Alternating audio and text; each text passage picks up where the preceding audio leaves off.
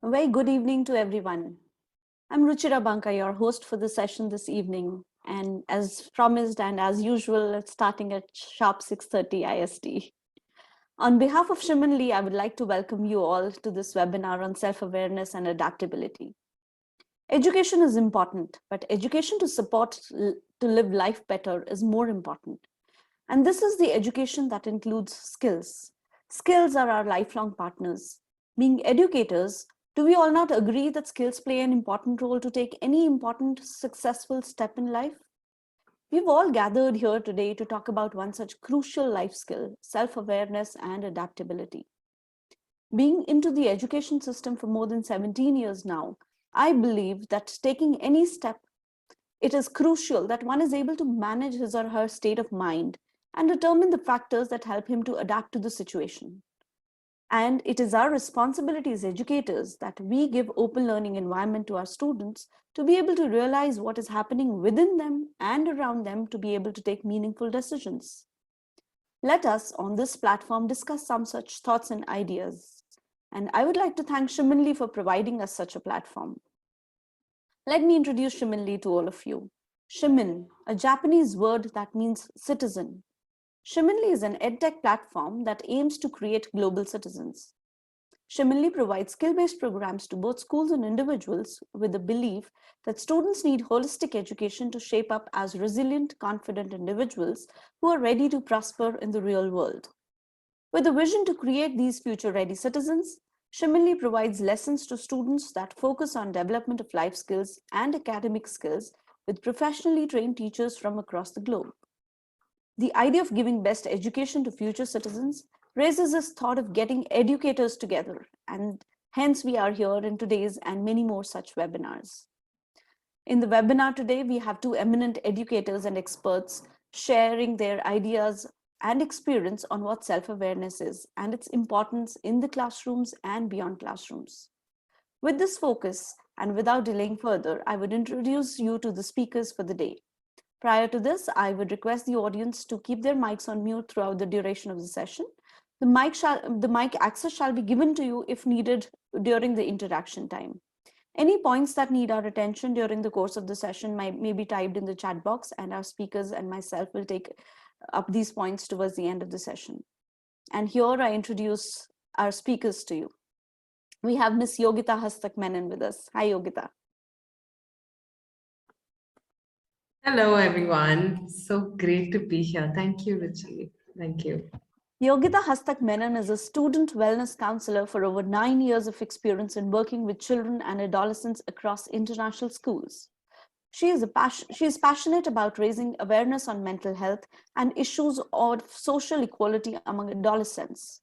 She has also held the position of IB CAS coordinator and is a firm believer in the IB philosophy.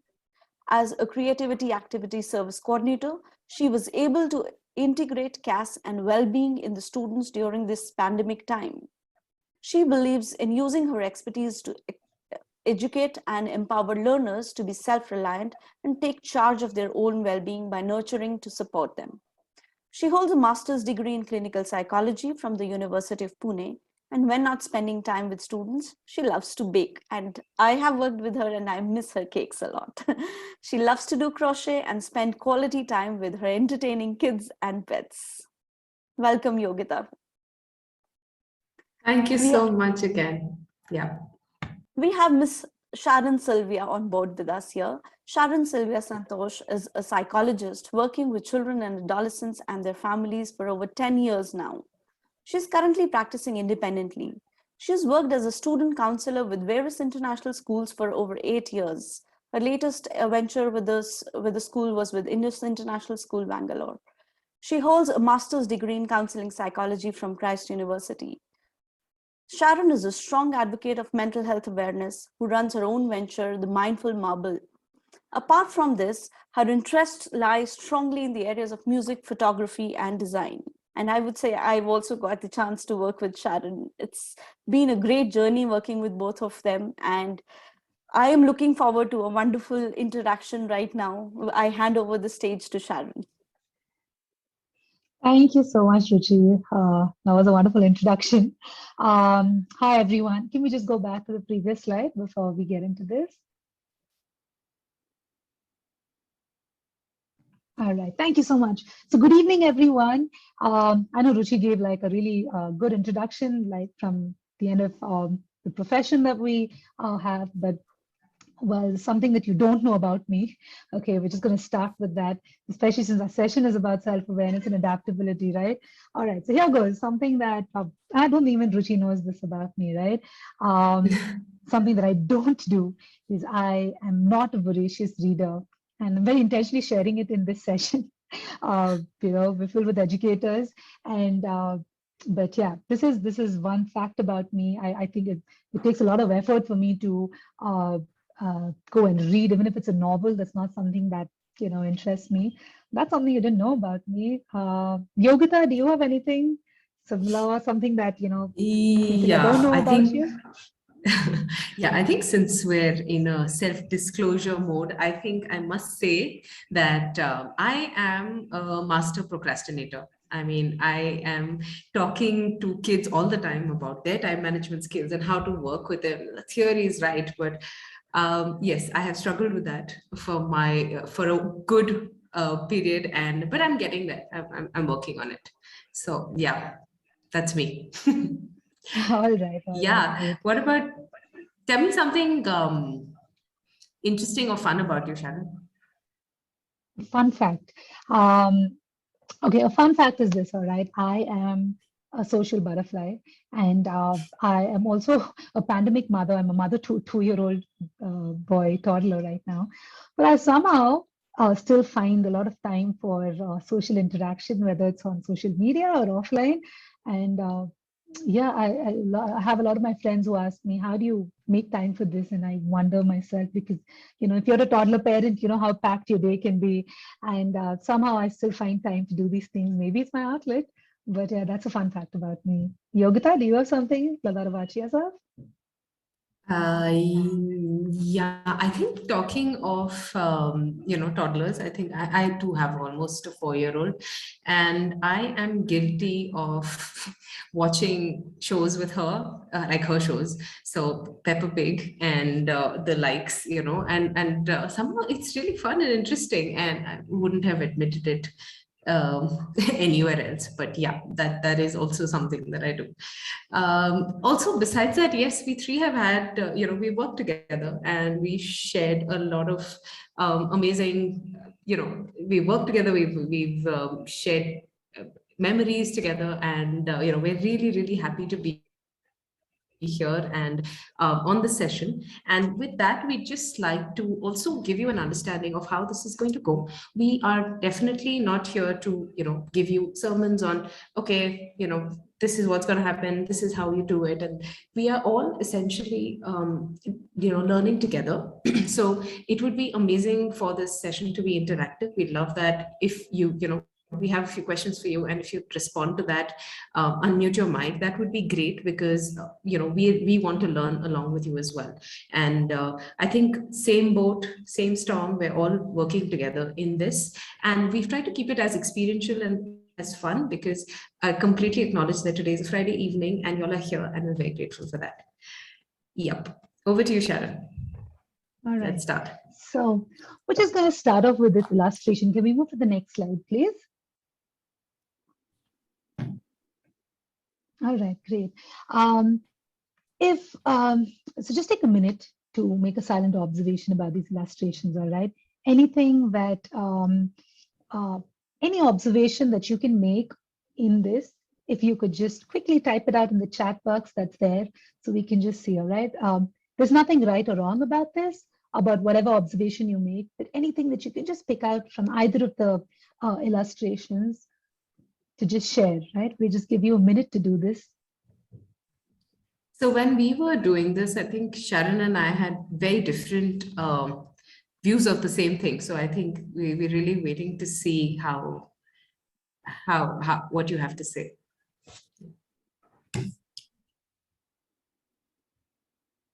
And the observation can just be a word or two. Yeah. And that's good enough. Great, a diverse class set up on the right side. Very interesting observation. Thank you for What about the sharing one on that. the left?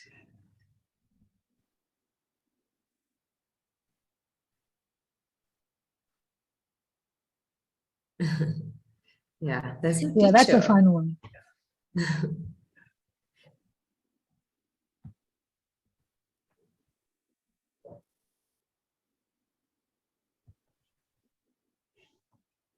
Great. Yes, the first class doesn't have a teacher, so excitement of the class.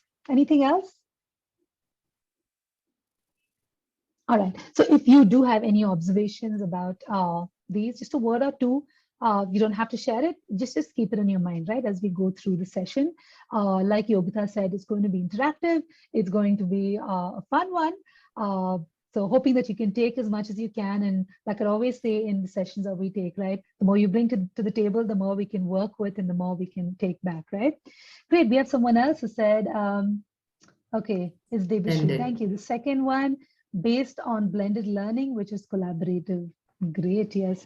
And the second, to me, the second illustration also seems a very like an ideal classroom structure, right? Like especially with diversity, the learning that's going through diversity. So great, thank you so much for sharing. We'll move on to the next one. Yogita. Yeah. Next slide, please. Okay, so I think it's time to just participate in a poll. We've put together a few questions for you. Again, just, I will just, if I could share my screen, I would.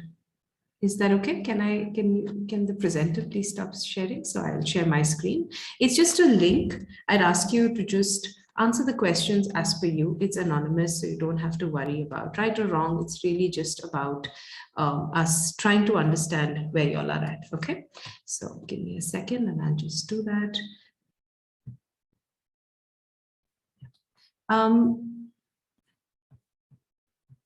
Can I just put it into the chat first, and then what I'll do is I'll put the link in the chat, and then I'll just show our screen so that we get the live answers on the screen. All right.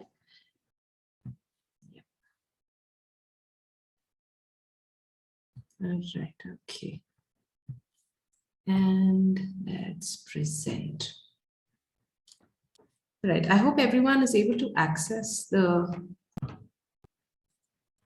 Yeah. Oh, but I'm not able to. Okay, let's go to the participant view. Just give me a minute.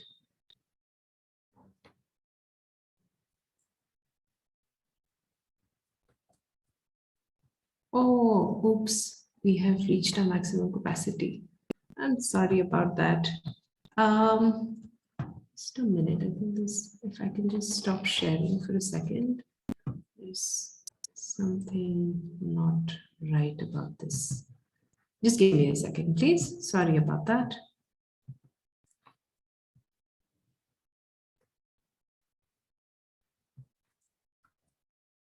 Are we able to see the second question? But I'm not able to see what I'd like to.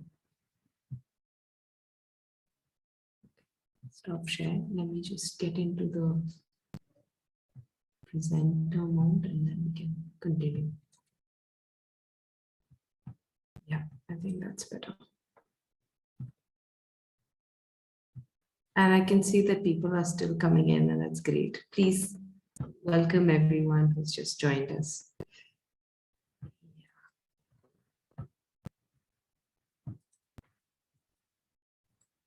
So our first question was, is focusing on mental health important to you? And our second question is, focusing on mental health in your classroom important to you? Do you think that the pandemic has made us more resilient or fragile as a community? Are we able to answer? Okay, yes, we are. Okay, resilient. We have a lot of resilient. That's cool. Nice to see that. I think the previous one was also yes, and so was the, wow, that's cool. We have a well-informed audience. Interesting. Okay, do you think that self-awareness is an essential skill for the future?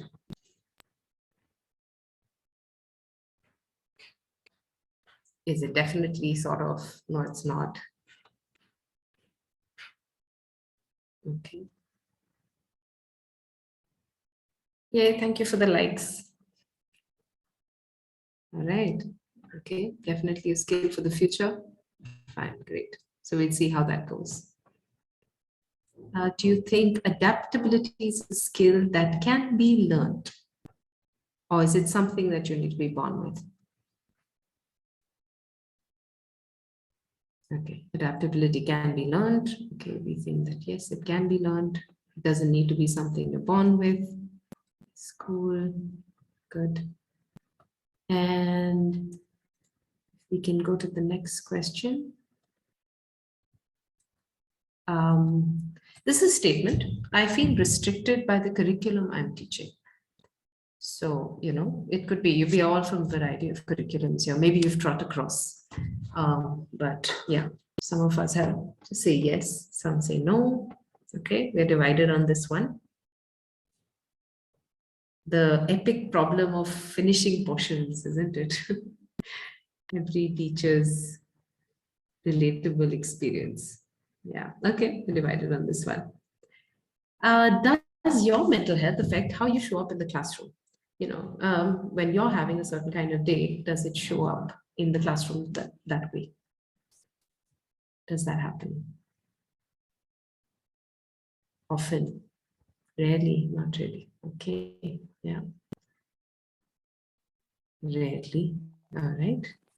Yogita, I can think of times when the students say that, yes, ma'am would have fought at home because she's in this mood today. Yeah, right. Which side of the bed did you wake up from yesterday, right? It's that. Okay, but we have some rarely. That's nice to see. Okay.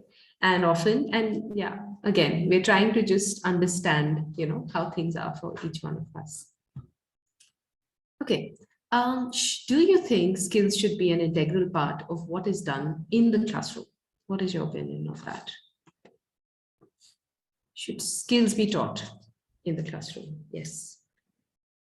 Okay. All right. We have pretty clear answers here. Nice. So we're going to be addressing some of these points later on in the presentation. And if you do have any questions, please do either park it in the chat and, you know, Ruchira can tell us when we're having a Q&A, or we can take it right now. Right. And that's about it. All right. Thank you so much, guys, for being so participative and, you know, honest. I must appreciate it. Yeah, I think the presentation can go back. Thank you so much. Back to Sharon. Yeah, I think it's interesting. It's you know, setting the poll. It helps us reflect on what we are, you know, where our stance with mental health is. And the reason we decided to do this poll is because it's an important element to, one, to be able to understand mental health is one thing, but to be able to really believe and practice practice things to do with mental health for ourselves and with our students in class is another thing. All right. So very often we come across educators and even people apart from educators who have a really difficult time dealing with what mental health is and why it is the way it is. I remember someone very recently who spoke about their child going through clinical depression, and the parent said, I don't understand why, because she has everything she needs. Everything she needs, we give her, including time. And the parents, very sweet people, and they were just ignorant, or they just didn't understand what clinical depression was. So I think both of us, Yogita and I, are in that space where we'd want to empower people, one. Second, to spread a lot of awareness about it, right? Currently, there's so much of stigma attached to mental health, and that affects us in ways that, you know, we can't imagine, we're not ready for, we're not prepared for. So thank you so much for that poll. Yogita, back to you for the check. Okay, next slide, please. All right. Okay, so now here's just a quick check-in. Okay, we like we said, we are all here after a long day, and how are you feeling? Just put in a word that you can pick from this list, and please add it to the chat. That'd be nice for us to know where you're at. I think if I had to reflect today, I think I'm feeling a little accomplished. I had a good day this morning, so I'm feeling quite good. What about yours? What about you, Sharon? How are you feeling? I think I'm feeling accomplished as well. I'm feeling accomplished, but I'm also really annoyed. I've, parenting a toddler is yesterday and today have been very difficult days. So yes, annoyed is definitely one thing. Okay, As we have optimistic and hopeful in the chat. Nice. That's good. Sorry, you were saying something? No, I was just going to ask everyone to share. Can just type it out in the chat box. Okay. I've got a direct message saying accomplished, peaceful. Okay. Excellent. Excellent. Just a quick, way for you to take cognizance of where you're at. What happens is very often we're in autopilot, right? We just go about our day, and just a small kind of just a small pause can really help us realign and figure, okay, this is where I am. All right. So, and acknowledging that is helpful to us. So yeah, just wanted to bring that in as an experience. I think we can move on. Next slide, please. All right, great. I know the slide itself looks a little clinical, right? So far we were just doing things that were interactive, but I think it's important for us to just focus on this, the aspects of self-awareness. So if you've done any reading about self-awareness, you'll know that these are the aspects of self-awareness, that why it is the way it is, and why are we talking about it today, right? So let's quickly just go through it one by one. The reason we decided to put this up is one, for us to understand our self-awareness from a reflective stance, about ourselves. And second, about in the classroom, why is it important, to talk about personalities or values or habits? Why is it important for us to know this while working with students, all right? So we'll just go through that, and hopefully we can just take back as much as we can, all right? Okay, the first thing we're talking about is personality. We normally don't change our personalities, and we're talking about a personality type. If you are not sure of what personality type you are, please feel free to take a test. I'll leave a link. It's called 16 personality tests. If you haven't done that yet, I think it's a brilliant way to, just check what your personality is like. The link that I'll send is a very surface level one, okay? It can go into many levels, but what they have out there is brilliant. It's called 16 personality test. Now, there's nothing right or wrong about a personality type, right? So this test that you take will just help you, it'll give you a clear idea of what your traits are like, what your strengths and what your challenges are like. I assure you that you'll be able to connect very well with this personality test that's there. So while we talk about personality today, all right, it's important, one, for us to understand who we are, all right? We might think we know who we are, but it's important for us to constantly check and recheck who it is we are, what our values and needs are, what is it that we learn about ourselves, right?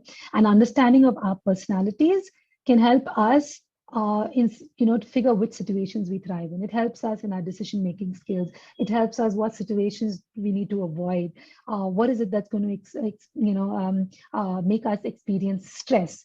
And likewise, it's going to help you understand what your students are like, right? So are we in a classroom where we're giving in our best to our students, like we always do, I'm sure, and we're giving in our best. And this is one student who we just can't get through, right? Because we're thinking of it in a certain way, but that's not how the child that's not how she functions. I'll give you an example. I recently worked with a student, for a counseling session, and she was a 14-year-old child.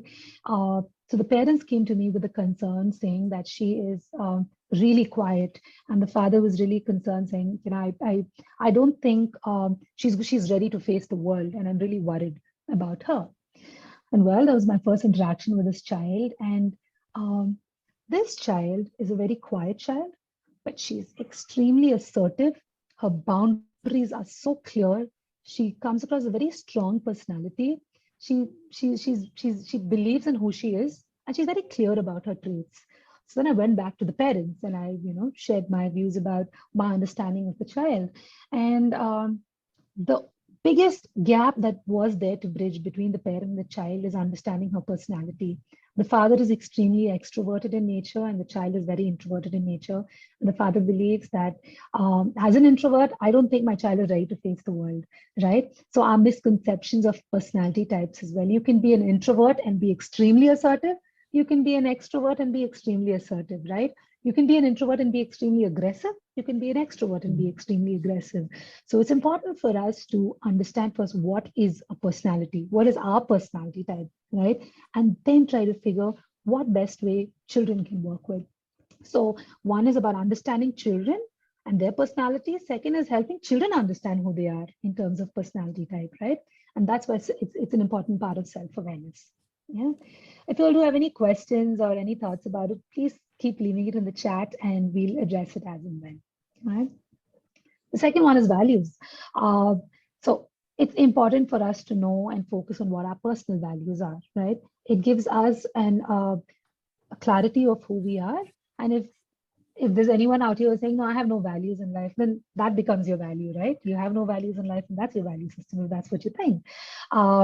It helps us focus on our everyday. What is our priority, right? It brings us back to the basics. So for example, if I'm going to say, as a parent for me right now, or as an individual, not as a parent, as an individual for me, my values, the most important thing for me is spending time with my child. But I wake up every morning and there are 200 things on the list to do every day. And I think that I'm not spending so much time with my child. But for me to go back to my value system and say, you know what, that is important. That is priority. It helps me bring it back. Okay. So it's important for us to understand what our values are because it helps us prioritize on what we should and shouldn't on an everyday basis. All right. The next is habit. Habits. Our habits are basically what behaviors that we repeat routinely. It's almost automatic for all of us, right? And we possess habits that are effective, habits that are damaging. So it's important for us to understand firstly, what are these habits that we have? What are these repetitive behaviors that we have?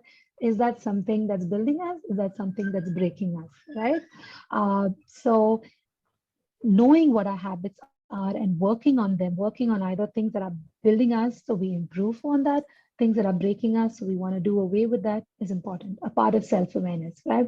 Because habits are things that come in almost, it's automatic. You don't think twice about it, right? So it becomes a part of who you are, so subconsciously, you don't even know that you're doing it. So it's important for us to sit back, think, what are these habits that I have on an everyday basis? What is it that I keep doing? What is it that I need to change? What is it that I need to grow? Next is needs. Now, scholars have identified a variety of psychological needs that drive our behavior, such as our need for self-esteem, our need for affection, our need for belongingness, our need for achievement, our need for power, control, so many of these needs, right? And these needs are important because that is what causes motivation for us, right? When needs are not satisfied, they can cause frustration, they can cause conflict, they can cause stress. Okay, so what are your needs? What is it that controls your needs? What is it that you need to do about it? All right. Next, and the last one is emotions, right? Emotional self-awareness has become, a hot topic of discussion because it's one of the important facets of emotional intelligence. So understanding what your feelings are, what is it that caused the way I feel, and how does it impact my thoughts? How does it impact my actions? And what is it that what kind of emotion gets me to perform in a certain way? Yeah. What is it that puts me down? Right. So if you are able to identify on an emotional self-awareness level, well, if I'm going to be doing this, I'm going to feel good about myself and I'm going to feel happy. Well, if I'm going to do something else, I know I'm going to feel sad about it. So I know what is it that I'm going to avoid, or what is it that I'm going to handle with care. Yeah, it's important for us to be able to emotionally be self-aware. It's a process. It's not something that I can't sit here and say, you know what, I've achieved that.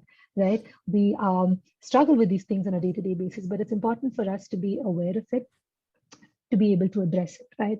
And so these 5 things that I've spoken about right now not only applies to us, it applies to the students from the view of how we view our students, and also important for us to take it to class to help students understand each of this, right? On a day when you can just call a student and say, all right, you're looking a little off today, right? Do you want to think about what happened? Do you want to share? And if they don't want to share, you can just get them started on, all right, so what is it? Are you aware of it? You don't have to talk to me about it, but are you aware of it? Is there something that you can do about it? Yeah. So those are things that we can work with in our classrooms. And I don't want to give away how to do each of it, right? Each of us have our own styles of working with children. And it's important that we can just take back the points that we need to and then reflect on it either now or as we go on through the session. All right. Yes. Okay. Can we move on to the next slide, please? I think we Sharon, we have a question. Yeah. All right. Yeah. Yes, please. Let me just read it. I think Kalpana has raised her hand as well, and we have another question. All right. Yeah. So the first question here is, how can we make students explore their personality in middle school when they are still developing their traits, apart from personality and psychometric tests? Well, the only sound correct way to identify a personality type is unfortunately through personality and psychometric testing. All right. There's nothing else scientific enough to give anyone, whether it's a child or an adult.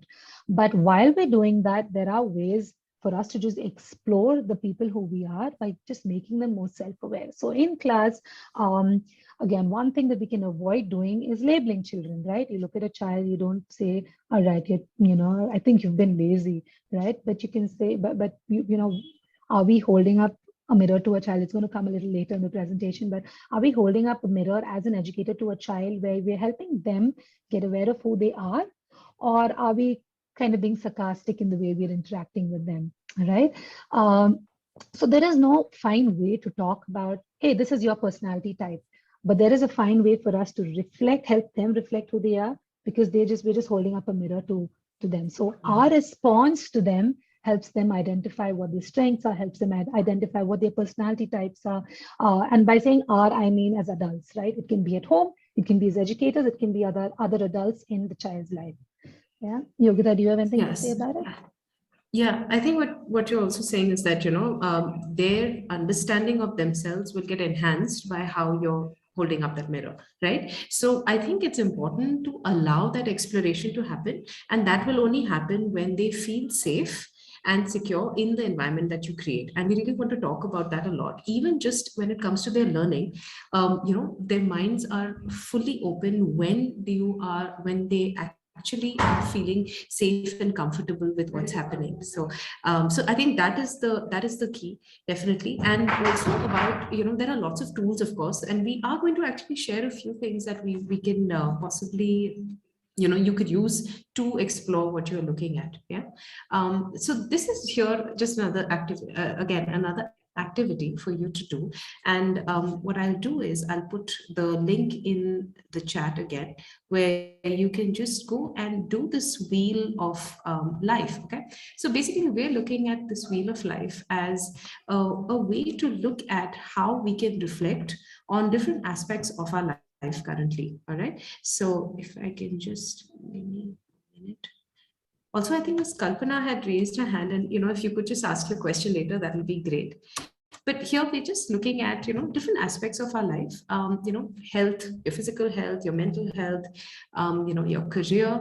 That could even mean being a homemaker, being a mother, or however you want to label that.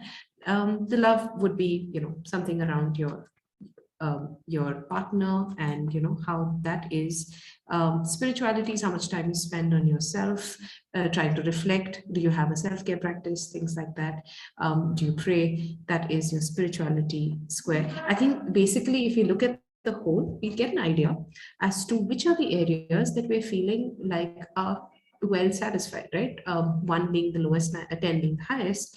And I think if you look at your own personal pie chart, you will be able to see where you probably want to focus a little more on. So this, as an example, would be, okay, I think I have been neglecting my friends, and maybe I want to give that more time. And that's my choice. If I don't need to, that's fine, right? So I think it just gives you a bit of a overall view and a bird's eye view of what you have been doing, and what you want to focus on and what you probably have been focusing on. So please do go ahead and do this quick activity. It'll take you barely a minute, you just need to go about it. I hope everyone can access it. If you could raise your hand when you're done, if anybody wants to share any insights they had. I actually, when I did this myself, I realized that I am not spending much time on my own mental health and spiritual needs. There's a lot that's happening, like is always the case. And so, that's something that I've put aside. And I really felt like, okay, I want to give this more time. I want to be able to focus on it again. So yeah, if you have any such insights, it will be really nice to share. I think everyone must be done at this point. These are just little tools that you can use even with your students, just to, again, I think now we're completely virtual and hopefully things get back, but we can use a lot of these tools in our classrooms as well. It takes just barely a minute, right? To just shift focus on things that are important to them as well, maybe away from what is being done in the class. So I think we can move on. Could we go to the next slide, please? Yeah. All right. Yep. Go ahead, Sharon. All right. So this is a really fun video. I'm hoping that none of you have done it, but even if you have, just do it again. It's an interesting one. All right. We're going to show you a video, and that video is a very short one. And this is what you need to do. All right. You need to see there are two teams. There are two basketball teams in this. I think there's one wearing a black jersey and the other wearing a white jersey, right? Black outfit and white outfit. So you need to count the number of passes the team in white makes, right? So they're passing the ball from one to another. You just have to count carefully how many passes they're making, all right? So let's see how self-aware you are right now. And let's see if you can count the exact number. It can be tricky, all right? Yes, all right. So can we just play the video, please, from the beginning? It's a quick one. I hope you're paying attention. This is an awareness test. How many passes does the team in white make? Go!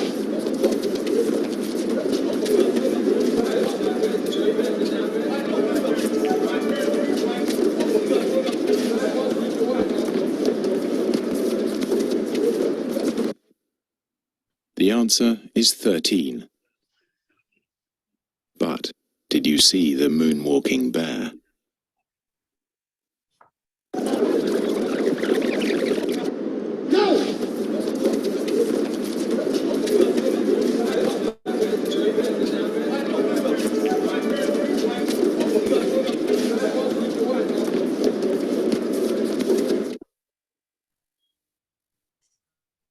Well, thank you for that. Okay, some of them have given answers. All right. I don't know if you all, can we just go back to the previous one? Yeah. So the video is simple, right? That there are two teams in that. There's a black team wearing a black outfit and team wearing a white outfit. And well, you just need to count the number of passes. So if the video wasn't clear and some of you didn't get it, this is what happened there, right? There is the team in white makes 13 passes. They're passing the ball from one to another, and you're able to count 13 passes that are made from one team to the one person to the other. But there is also a moonwalking bear in the video, and that bear, that moonwalking bear goes really slowly, all right? So the second time around, I'm sure you would have noticed the bear. It was a very obvious one, right? Right to the center of, you were looking at the ones dressed in white. Yeah, thank you for that. Exactly. Yeah. Well, yeah. So this is just a small test, a small, something to show how we can miss out something so huge in a setup that is important for us, All right, it's so huge. The moonwalking bear was right there. It came and did like a dance in the center of the stage as well, right? We can miss something so huge when we are focusing on something else. Now, it's important for us to understand what is important. Was that important, what we were focusing on, or what we missed out on, right? We all have our priorities on a daily basis, and as educators, right, I think for most of us, our priority is to work with children. We want to give the best that we can to our children, and so when working with students, it's so easy for us to miss out on little things about people or their personalities even, right? I give this as an example to so many people. Between my husband and I'm an extrovert and my husband is an introvert. And my child is somehow very introverted as well. He's two, but to what we can see, he's very comfortable in his own space and he doesn't like a lot of social interaction. So very often when we go out at gatherings, people end up asking me, hey, Sharon, your son is not social. How come? All right. And it just struck me then that my personality can be so loud, it can drown out my husband's personality. I can talk, I can make conversation, and he'll just be fine to sit in a corner and read a book and sit with his laptop and just, be very comfortable in his space. So, I have to bring that to the classroom setup among students. The extroverts can be so much more louder than the introverts, right? And are we missing out on small aspects of who they are because of what is really loud out there? Yeah. So just an important, something that I wanted to share as an insight, right? Let's move on to the next slide, please. And if you have questions, please keep asking or please keep sharing. We'll either address it as and when, or we'll address it at the end of the session. Thank you. All right. So as we would be talking about this, the moonwalking bear, and we're talking about a classroom setup, and we bring it here, a few questions we have to reflect on. All right. If you were to look back and think about your classroom setup, online, offline, what do you think your child would thrive on in your classroom, right? Is your classroom a safe space for the child? Is that a space where the child would come in and say, wow, I can be myself here in, an environment which of course has set boundaries, but can I be myself? Can I be real in this space with my friends or with my teacher? What is it that your child thrives on when they come to class? Is it you? Is it the teacher? Is it peer group? Is it the setup that you have in class? In a physical classroom, does a child walk in and say, wow, I want to look around this class and I feel so comfortable? What does your child thrive on? There are no answers for this, right? I want you to think about this. And next, and what should a child thrive on in the classroom? If you're going to talk about what does your child thrive on, as for a 7-year-old, what should a 7-year-old thrive on in your classroom? What should a 14-year-old thrive on in your classroom, right? What does each age category need? It's going to be very different, right? So which is why, like I said, there are no set answers here. What do you think is important for your student that is right now not present in the setup that you have, right? Think about it. Is your classroom a safe space for the child? Is your classroom a space of discovery? Like I said, I've put this here, right? Are you holding up a mirror of sarcasm or a mirror of reality for your child? Are you telling your child, hey, I think you haven't completed your task today. Is everything okay? Do you have any reasons for it? Or are you saying, oh, as usual, you've come, finish everything and come now, right? What is it? What kind of mirror are we holding up to our students in our classroom, right? Self-awareness begins with us, right? It begins with us in our class, and it continues to reflect on our students. The more we see, the more the students see us reflecting, they see how self-aware we are, they learn to do that from us, right? So just a few questions here for you all to think about. If you have any thoughts, please feel free to share. Yogita, handing it over to you for the next one. Yeah. Next slide, please. Thank you for that, Sharon. I think, there's a lot of introspection that needs to happen as part of this webinar. Some of it might be, passively thoughts are going through your mind, but we bring out some of them. And, just to, of course, look at, the why of self-awareness and adaptability. Why are we talking about this, right? Why is it important? So a lot of us did say that it's very important, but why is it important to understand, right? So definitely we're looking at, how it helps a child in terms of direction that they need to take for self-improvement or growth. And I like the question that was asked, maybe that could be done through a SWOT analysis, which is, where you try and understand what are your strengths, what are your weaknesses, what are opportunities that you have, and things like that. So when you do that, you also know how to play up on your strengths. And as a class, you know that these are the strengths of this child, and how do I encash on that, right? So you have a strength-based model, which is not based on what someone can't do, but what someone can do, and how you can balance each other out in that, right? So I think we can also look at learning styles here, and many of you are, I'm sure, well versed in that, but just understanding each child's learning style, and just maybe spending the initial parts of the year when we start off with a new batch to just understand how these children learn, and having a variety, because that's what will make the classroom inclusive as well, right? So the same thing can be read out and explained through a video, something like that, right? So you have you're also catering to everyone's needs. So that really would help. And I think it's also important to help kids reflect, because when they reflect and when they'll understand that, okay, this is where I am, that is what is going to help them eventually adapt, and also figure out how they want to navigate this world, right? So I think that is definitely a big reason that we need to bring self-awareness into the classroom. Another thing is, I think when, something that we can talk about is managing emotions and actions. I think, just again, these conversations about how one is feeling, right? When somebody's quieter.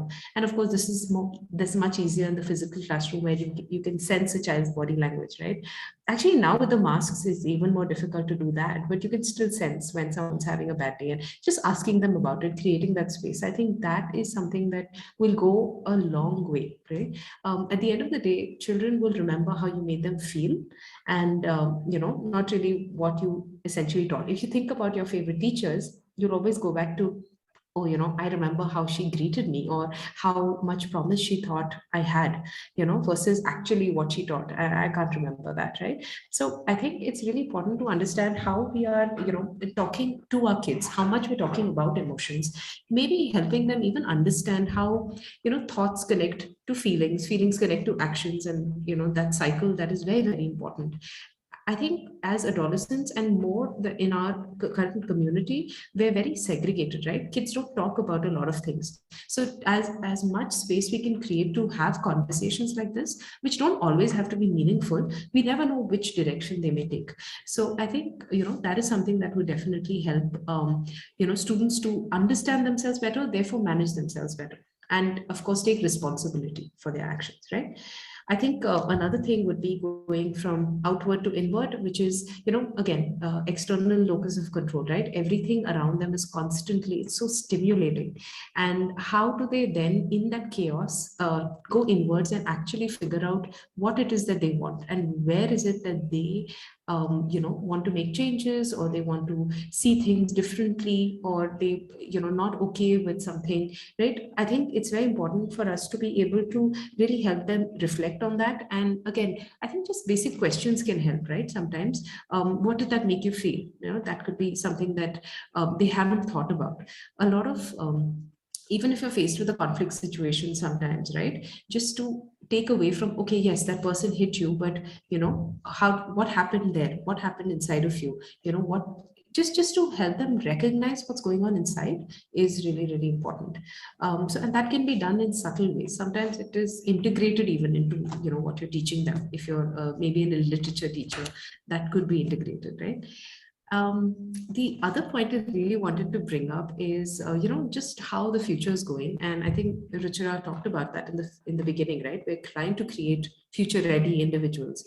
And as the future is going, I think content is easily available, right? What are we trying to bring to, as an educator, what is it that I want to bring to this child's life, right? And that is going to eventually come down to individual learning, individualized learning, right? And unless we see that kids are aware, how will they take part in that process? if they don't know what they want, then they can't be a part of this process, right? Actually, we can even maybe in the future look at co-constructing curriculum, and we get their buy-in as to into what it is that they want to learn, and we go along that, even just transfer skills, right? Like for example, I think of my son, and I'm so amazed at how much grit and determination he has in the sports field, and that doesn't at all show up in academics, and it's always a sore point. But I'm trying to get him to understand what is it that you do there, and what does it make you feel. How can we bring it into aspects of your life where it's where maybe struggling with that. So I think just self-awareness is going to be a big part of the future, like many of you agreed, because that's when they will own their learning, and that is when we'll head in a direction where we're not looking at so many people who are going to get employed anymore. We're looking at entrepreneurship, and we already have future leaders that are being born. Kids have companies at the age of 14 and 15, and they're CEOs, and all of that. So I think we are dealing with a very different generation, and we're also training them for jobs that aren't created yet. So I think that is something that we're going to have to really incorporate into the classroom. And like I said, I think for kids to really advocate for themselves, for them to really be able to articulate why I want this, this is what I want to study. What if I want to do, history at say grade 9 level, and I'm still in 7th grade? Why am I not allowed to do that, right? So I think if we can create a system that is conducive to that, it's a space that helps them, then we can really cater to, I mean, all of us have gone through that, right? There's so many things that we really enjoyed, and then there were some that were just like, oh God, why do I have to do this, right? So if one can pick and choose and actually create a curriculum that is right for me individually, I think that's where the future is leading. And I think self-awareness is the key skill over there, because if they don't know, then they can't talk for themselves, right? Then they're just going to be followers as opposed to leaders. I think, I think moving on to the next slide, I think it's very, very relevant to, we're also still amidst I think there's one before that. If you could just go back, yeah. I think we're still in the middle of like a wave, right? We're still in the middle of the third wave. And I think really, if one can reflect, if all of you can just think back and reflect on it's been almost 2 years. I can't believe that it's been 2 years, but it has. Can you just reflect on one discovery you've had about yourself? And that could just mean, like for me, I feel like I realized that taking charge of my home meant a lot to me, because when we had maids to do things, you didn't really get so involved, but now you're suddenly very involved in what your child is eating and what is where, and just taking charge of the house was something that I felt was very important. And I felt like I think another thing that I had in terms of self-discovery was just to prioritize and just sort of everything fell into perspective for me in terms of, okay, life is very unpredictable. So, let's hold on to the good stuff. So would anyone like to share any self-discovery they've had through this pandemic? It could be really the simplest thing, but just something that has been life-changing for you, because this has been a life-changing event, right? So would anyone like to speak up?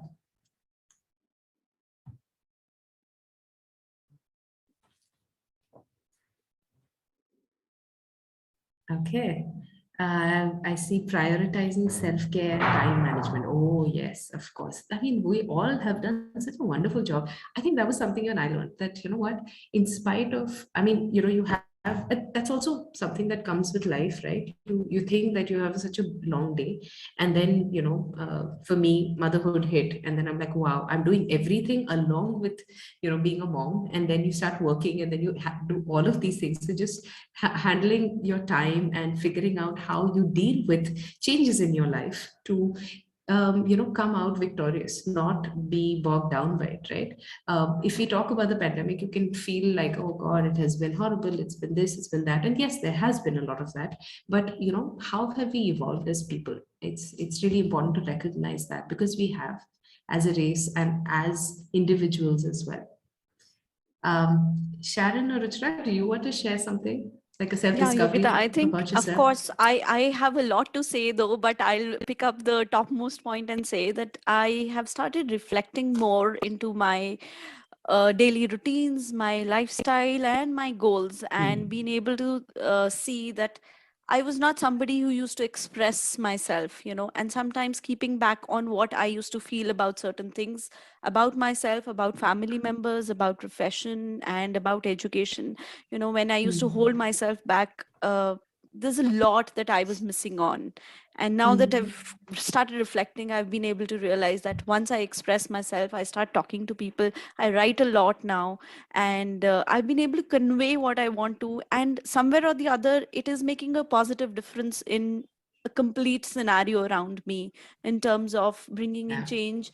My whole idea of, getting into a space like Shiminly and getting into a space like holding webinars, all of that was to be able to get educators together. I think I've been talking to you about this since years now, but I've not been able to sit back and reflect. The pandemic gave me the Yeah. time and space to Yeah. be with myself, and Yeah. during this webinar, I think I've been discovering that this is what actually self-awareness is about. Yeah. And you know what? I think we don't give ourselves that time and space. And I think just being locked in and, not having the distractions, not being able to just block out things that you want to think about and just watch something or, I think that went away. And I think that's why we become more mindful, right? That's So cool. Okay. I think we're going to be running out of time. So let's move ahead. Yep. Next slide, please. Okay, great. So I think we established in the beginning that yes, adaptability can be cultivated. It does not need to be something that we're born with. And it's really important to like we spoke about, in the current scenario, things that I think the new generation of kids that is evolving through this, I feel is like for example, my son, I think it's been 3 false alarms of, oh, school is starting, right? So the first time it was like, oh, yes. And then when it didn't happen, there were tears and, being very, very, very, very upset. The second time around is like, okay, cool. And when it didn't happen, he said, okay, okay. Now the third time when we were looking at, oh, school's going to start, he's like, okay, when I'll see, like on that Sunday when we, I'll figure it out based on how it is in the last minute, right? So I feel like, I mean, they're getting smarter, they're getting more resilient through some adversity that they've had to go through very early on, right? And adapted to the changes. I think adaptability definitely promotes self-regulation. And this is self-regulation. They're trying to tell themselves that, okay, hold on, it's fine. Do not react with a lot of upset or frustration. And that's something that I don't have to tell them. It just happened, right? So I think emotional regulation is extremely important. And, it's something that will evolve along as children are growing. I think we want to create, I think, less frustrated response, like I said. And I think maybe certain things that could help, some tools like journaling really helps with something like this. Spending mindful mornings, right? Maybe some of you have these routines for yourself, maybe a self-care routine, engaging in art, and just being able to bring out your thoughts into something, so that you're aware, so that you're not very reactive. Means being it will help you adapt to a situation much easier. And if you can adapt now, then you're much more prepared for the future, right? Because I mean, it's full of unknown scenarios, the future. I think even just creating creative solutions, I think we, encouraging students to figure out creative solutions to the same problem, right? So not having a very right or wrong approach to things, right? Being able to say, okay, how do you think you can do this? Or just giving them, small things of, okay, how do you think you can repurpose something like this, right? And we have a lot of best out of waste that we do. Things like that can really help them come up with creative solutions to problems which they can face. When they know that they have this skill under their belt, they feel better prepared for the future, and they feel better equipped. And so, they bounce back much faster. They don't go into the, oh my God, this is happening again, right? They kind of bounce back faster. So I think in some way, if you can promote that in your classroom, that really helps. And it could be done very subject specific, right? Depending on what you teach. I think allowing and making space for failure, I think this was something that was really important. And I felt like this, it's about just having that understanding of failure being a part of success, right? If you haven't failed, you have not tried enough, is what we can help kids understand. Because falling down is, or coming across speed bumps along the way, that's part of life, and it's okay, right? I think today we see kids who are fairly fragile because they don't have to face so much adversity, so they get they get very discouraged by one failure, right? They want to give up. So, oh, I didn't win first prize, I don't want to do this anymore. These are typical reactions we see. So how do we create that understanding in them that it's okay to fail, right? That's fine, as long as you are learning from that failure. If you're making the same mistakes again and again, then you really need to reflect on that. But just if you can yeah, I think just helping them have the vocabulary that's okay to fail, and how you can learn from that, and how it's a very, very big part of success. And yes, of course, the really important thing, which is being lifelong learners, right? I think if we can keep adapting to new situations, and I think all of us have been amazing, again, through the pandemic, adapting to a completely different set of skills, right? Teachers and educators weren't meant to be so tech savvy. And, all of y'all have really rose to the occasion, did what was required, showed up every single day, had to manage home and everything, but just still being able to do that. I think even just creating that sense of being a lifelong learner in your class, where sometimes you do a flip class, right? And you say, okay, I think even this session, there's a bit of back and forth, that we are also learning from you, you're learning from us. We are forever evolving, and we need to have that mindset. We need to create that mindset in the kids, because otherwise they're going to just say, okay, I'm done, and that's it, I don't need to do anymore. So essentially that can be, I think, mirrored through you as a role model, when you say that, okay, even just being transparent about something that you're not sure of, which can happen, right? A child has brought up a concept that you're not very confident with, and you say, okay, I'm not very sure, I'm going to come back to you on that, right? And that also shows them that you're very human, and you're not an encyclopedia that needs to be, I think Google is there for that. So yeah, I think this is what we wanted to cover under adaptability. Yep, moving on, I think we just like to do one quick, could we please move to the next slide? Yeah. Oh, yes. Sharon, would you like to go ahead with this? We'll quickly go through it. Very short of time. Yeah, we're just going to quickly go through this, all right? Though this is an important part about how we bring self-awareness and adaptability into the classroom. Nothing of this is new for us, but we're just going to quickly do this so it sets as a reminder, all right? Firstly, language and communication, right? The minute you walk into the room, you walk into your classroom, your child is watching you, right? Your students are watching you. Why is this teacher's not smiling? Hey, something's wrong, man. She's upset. Something's wrong. God, today she got down from the wrong side of the bed. Hey, he's looking really upset. Maybe he had a fight with another teacher. Yeah. I've heard this. I've heard students say, I'm sure you have to. We've had students who come and talk to us about these things, right? Yeah. And tell us, ma'am, you know what happened in class today. And it's helped us understand that our language and communication is so important, be it verbal or non-verbal, right? So I want us to reflect on that. What kind of language are we using in class? Is it language to build a child up? Is it language to break them down? And when we're breaking them down, we're either losing control or we're doing that intentionally, right? Because a lot of times our ego gets into the way of, it's happened to me. I've handled ninth graders, 14-year-olds, and I've been like, what the heck? How can he speak like this to me? Or how can she say that to me, right? It hits us. But as educators, unfortunately, we're the adults, and it's important for us to be more in control of the things we share with them, the way we talk, our body language. It's important, and you believe it or not, it makes a world of a difference when we're taking care of that. Okay. The next thing is equality versus equity. Are we stepping, and I'm hoping you'll know the difference. If you don't, I'd really like you all to just look up the difference between equality and equity, all right? But this is the question to you. Are we walking into classrooms saying, hey, I am going to give an equal opportunity to every child here? Or are we walking into class saying, well, giving an equal opportunity for every child might not be helpful because everyone's strengths and everyone's interests are different. So it's important for us to gauge every child and see where they want to grow, what they want to learn, and where they want to adapt, right?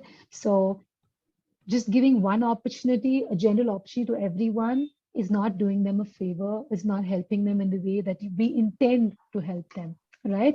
So I was a big advocate of equality at home. It's always like equality. Every child should just get everything that, the school has to offer, the class has to offer, or I have to offer. But then with experience, and I'm sure all of you would agree with me that every child needs something different, right? So how is it that we are incorporating that in our interactions with the children, right? Yes, the last two, Yogita. Yeah. No, I think, yeah, thank you for that, Sharon. I think that's important to understand and reflect on in our practices. I've just put down two things here that we did here today, right? Just to check in, and we'll do a checkout in just a minute. But basically, just doing these small, activities takes hardly 30 seconds, but it can really put the children in an open space, right? Because they're like, oh, okay, my teacher cares about where I am and what I'm doing, and maybe that can lead to a conversation which can be handled after class, right? Maybe a child talks about something that they're feeling. So I think those are really important. The other thing that could be done, and I think again, when it comes to kids owning their journey, I feel like goal setting is a really important thing that we can do with our kids, right? Again, maybe beginning of the year where they articulate what it is that they want from this journey, right? I think the kids are just there because they're supposed to. But if they start to understand what they want out of it, then the buy-in is there, and then they're more involved, and then they're more committed. So I think just doing that goal setting with them, and even just putting I think just creating the roadmap, right? So I keep telling the kids that, like, yes, you're always on a fork, right? And if you know what your destination is, you know whether you're taking steps towards that or away from it. And it's okay if you went away, but just come back towards it. That's it, right? So if you know what is your towards road, then you can keep going. If you don't know that, then every direction seems like, okay, I'm getting better, right? So I think that is going to be something that could be very helpful in the journey as well. We've tried to use a few elements through the session as well that could be taken back, and I think all the links are there. They're all free resources, they're all easily available, so you can just incorporate them maybe in your class and see if there's a different reaction you get. Okay, just to close, if you could just go to the next slide, please. Just to close, we're going to do a quick checkout, and you could do this in as a mental note, or if you would be kind enough to put it into the chat, that would be fantastic. But just 3 questions to take back, right? What kind of an educator do you wish to be in the future, right? Who do you wish to be in the future as an educator? What obstacles do you see are coming in the way and are preventing you from reaching your potential? Right? Because if the moment we understand those obstacles, either we realize that they aren't obstacles at all, or we know how to navigate them, right? Because otherwise, so for example, me, this entire week, I've had a lot of things, big things happening. And I was just reeling with stress of, oh, I have to do this, oh, I have to do that. And I just kept feeling it and didn't do anything about it. And then I had to sit myself down and say, okay, what is it that you need to do? Put it out there. And then you don't have a need to feel all of that stress, right? So just sometimes sitting down, articulating it helps. And yes, please, one takeaway from this session that maybe you can either incorporate into your classes or something that shifted in your mind would be wonderful for us to know. It would be really helpful. And if there's I think anyone we who'd like to will speak at this then move moment, into an interaction if we have any questions. And yes, looking forward to something in the chat. yeah, and also if there's anyone Over who'd to you, like to Richie. speak up, anyone who'd like to speak, it would be great. You can just raise your hands and we can take it from there. We can let you speak. You can unmute yourself as well. Meanwhile, as you think about what Yogita said, I'm just going to be sharing that personality test link that I said I would initially. So here you go. Do it whenever you can. It's a fun one, a very legit one as well. But yeah, please feel free to raise your hands and over to Ruchira. Okay, meanwhile, we look for people I'm sorry, I willing think I to had raise. some internet trouble there. Okay, am I audible? Okay, so meanwhile, we look Yes. forward for people to maybe raise hands and speak out on how well this is assimilated, maybe. I would like to thank both of you, Yogita and Sharon. It was so insightful for me, full of enthusiasm in learning. And I think I myself, once again, have been able to realize that how skills go hand in hand with teaching learning processes. And these carry importance not only in a child's life, but in an educator's life too. As educators, if we are able to bring in these kind of skills in the classroom, I believe it'll automatically get transferred to the students.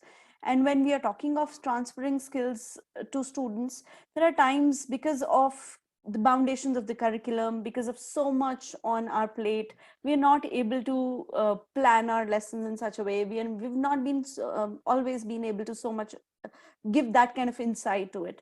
So in case, I believe, if you're looking for any form of support to integrate skills in your classroom, you have your companion Shiminly.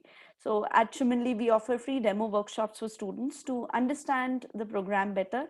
And in any case you would want to connect with us, the details will be shared in the email, which will have a recording of this current session with you. Also a link of the feedback form, which will be shared right now in the chat box, as well as be shared on the email with you. We would like to look forward to hear from you about the session, your takeaways from the session, and how would you like to bring in more and more skill-based teaching learning into your classroom. So I really don't think I see any hands up right now. I understand that maybe it's weekend time when people are looking forward to go to the kitchen and, hog on for dinner time. So thank you. Then we'll close the session then for the day. And once again, thank you, Sharon. Thank you so much for, giving this such a smooth flow. Thank you, Yogita, for bringing in so much of insight. Yogita is here. Okay. I think So is she there, or thought she yeah, left? yeah, she's here, but I think there was She's some error, some problem with her internet. But thankfully, she was Okay. able to take in through the full session. We look forward to Oh, I'm wonderful back. interactions. Okay, great. We look forward Sorry, to I'm so such sorry. interactions with you both, and maybe with all other participants as well. So whosoever would want to keep in touch, interact with us, talk about skills, talk their hearts out, please write to us. The email ID is right there on the screen. We look forward for this collaboration. Thank you so much again. Have a great evening and have a great weekend. Thank you, Ruchi. Thank you for that. Thank you. Thank you, Devashri, as well, for